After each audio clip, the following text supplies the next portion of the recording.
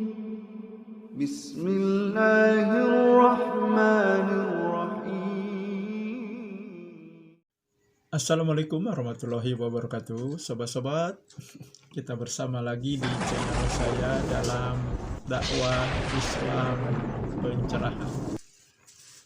Sobat-sobat, apapun yang dijadikan dalil, dijadikan argumentasi oleh pelaku bid'ah untuk membela amalannya, semuanya sangat mudah dipatahkan, sangat mudah dimentahkan.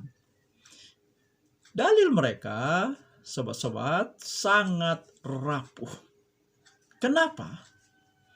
Karena mereka melakukan amalan dulu, melakukan perbuatan yang mereka anggap baik, baru mereka sibuk mencari dalilnya, mencari argumentasinya. Ketika mulai diingatkan, mulai diluruskan bahwa amalan mereka itu adalah amalan bid'ah yang menyelisihi sunnah dari Rasulullah Shallallahu Alaihi Wasallam.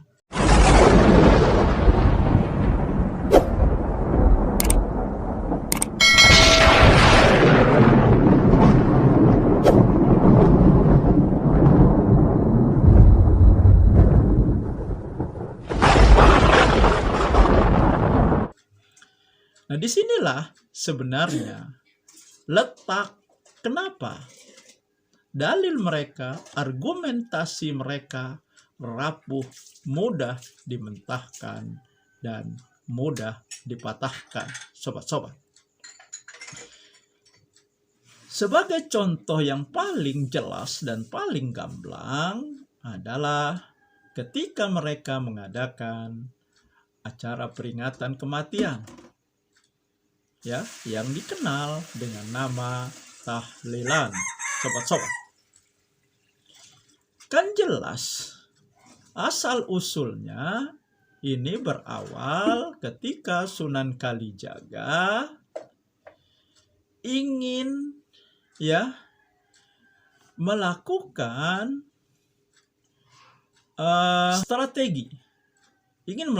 strategi dalam berdakwah agar Islam bisa diterima, agar masyarakat yang sudah kental dengan keyakinan tradisi agama Hindu tidak lari, tidak menolak dari dakwah Islam yang disampaikan. Dan ada kebiasaan dalam agama Hindu, ketika ada yang berkumpul, ketika ada yang meninggal, maka mereka kumpul-kumpul.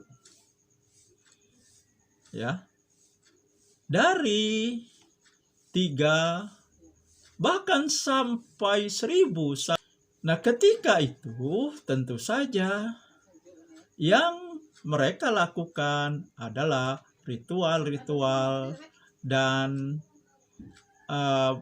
bacaan-bacaan yang diambil dari ajaran Hindu.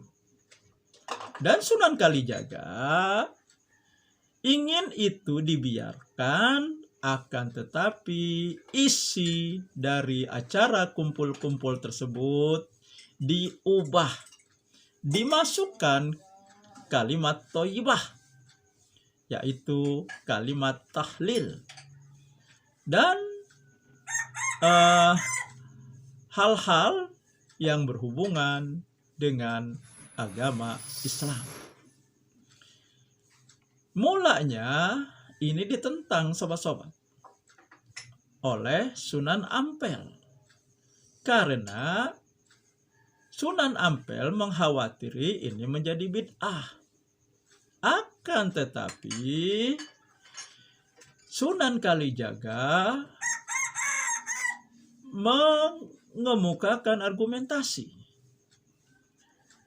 bahwa jika mereka sudah tahu bahwa ini bukan dari ajaran Islam, maka mereka akan meninggalkannya. Dan ternyata kekhawatiran dari Sunan Ampel terbukti. Ini akhirnya tidak bisa ditinggalkan lagi. Bahkan terus berlanjut sampai hari ini, sobat-sobat. Apakah Sunan Kalijaga salah? Tentu saja Sunan Kalijaga tidak bisa disalahkan. Yang salah adalah yang membuat amalan ini menjadi amalan yang dianggap dari ajaran Islam dan akhirnya dipertahankan. Padahal Sunan Kalijaga melakukan ini untuk sementara. Bahkan tidak sampai di situ. Mereka yang terus mempertahankan kemudian mencarikan dalil-dalil dan argumentasinya. Dari dalil bahwa ini sunnah karena ini salah satu mengingat Allah, berzikir kepada Allah. Dari dalil analogi ketika Rasulullah menancapkan pelepah kurma pada satu makam. Dan ini dijadikan juga dalil untuk acara tahlilan. Akhirnya mereka menanyakan dalil larangannya. Nah, padahal dalam ibadah itu yang harus ada adalah dalil perintahnya, bukan dalil larangannya. Nah, semua dalil yang dikemukakan, argumentasi yang dikemukakan, semuanya gugur, mudah dipatahkan, dan menjadi mentah semuanya, sobat-sobat. Karena pada kenyataannya Rasulullah, para sahabat, para tabi'in, tabi'ut tabi'in, bahkan imam mazhab yang 4 tidak melakukan peringatan kematian yang dikenal dengan nama tahlilan ketika ada orang yang meninggal di masanya. Inilah kalau berbuat dulu, melakukan dulu satu amalan karena dianggap baik, baru mencarikan dalilnya. Akhirnya dalil itu kan rapuh. Dalilnya itu menjadi dalil cocok logi, mencocok-cocokkan, ngepas-ngepasi, dipas-paskan dalilnya ini padahal tidak pas. Kemudian mengakal-akali. Inilah dalil yang dipakai. Seharusnya ada dalilnya dulu. Ada dalil perintahnya dulu. Baru melakukan apa yang diperintahkan atau yang dicontohkan oleh Rasulullah yang berkaitan, berlandaskan dengan sunnah Rasulullah. Bukan melakukan amalan hanya karena amalan itu baik. Bukan itu. Tetapi dalil dulu. Baru dilaksanakan. Dalil yang berisi perintah melakukan satu amalan tersebut, sobat-sobat. Nah, sobat-sobat, itu saja yang saya sampaikan. Semoga ini menginspirasi dan mencerahkan.